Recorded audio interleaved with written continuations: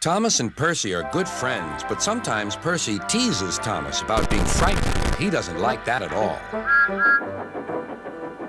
One evening, he was dozing happily, but Percy wanted to talk. "Wake up, Thomas. Are you dreaming about the time you thought I was a ghost?" "Certainly not. Anyway, I was only pretending to be scared. I knew it was you, really." Percy went on teasing him. "I hope the guard leaves the light on for you tonight." "Why?" asked Thomas. "I quite like the dark." "Oh, really?" exclaimed Percy. "I am surprised. I always thought you were afraid of the dark. I wonder why." Thomas decided to say nothing and went to sleep instead. Next day, Sir Topham Hatt came to see him. "I would like you to go to the harbor tonight. You have to collect something rather unusual." "What sort of something?" asked Thomas. "Wait and see," replied Sir Topham Hatt. Meanwhile, Percy was moving freight cars into a...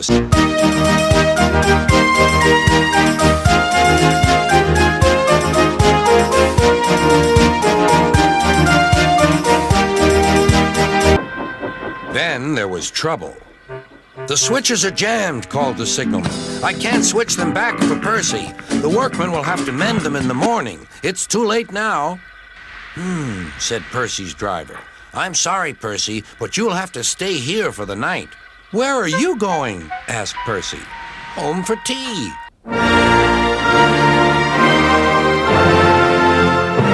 Replied the fireman. Percy was speechless. The other engines went home to the shed. Nighttime came, and Percy began to feel very lonely. "Oh, dear," he murmured, "it's very dark." Oh, what's that?" It was only an owl, but Percy didn't realize this. "Oh, I wish Thomas were here too," he sighed. Thomas was waiting for his mysterious load at the harbor. Suddenly, there it was. "Cinders and ashes," cried Thomas. "It's a dragon." "No, Thomas, that's Indonesia, not a dragon."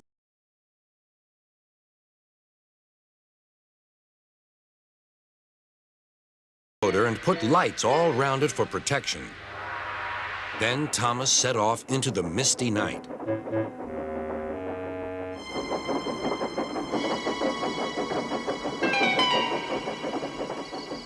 Percy was asleep on his siding and had no idea that Thomas was approaching him.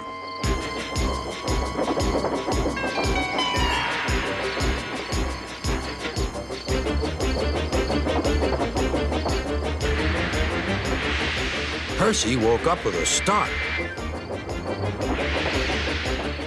"Help!" cried Percy. "I'm not going to open my eyes until my driver comes." Next morning, the switches were mended and Percy puffed back to the junction. Gordon was just about to leave with the express. "You'll never guess what I saw last night." Gordon was in no mood for puzzles. "I'm a busy engine. I don't have time for your games. I've seen a huge..." Indonesia was covered in lights. Gordon snorted. "You've been in the sun too long. Your dome has cracked." To himself. Suddenly, Gordon began to feel a little strange. "The top of my boiler seems funny," he thought. "It feels as if something is loose. I'd better go slower." But it was too late. On the viaduct, they met the wind. It was a teasing wind which blew suddenly in hard puffs. Gordon thought it wanted to push him off the bridge. "No, you don't," he said firmly. But the wind had other ideas.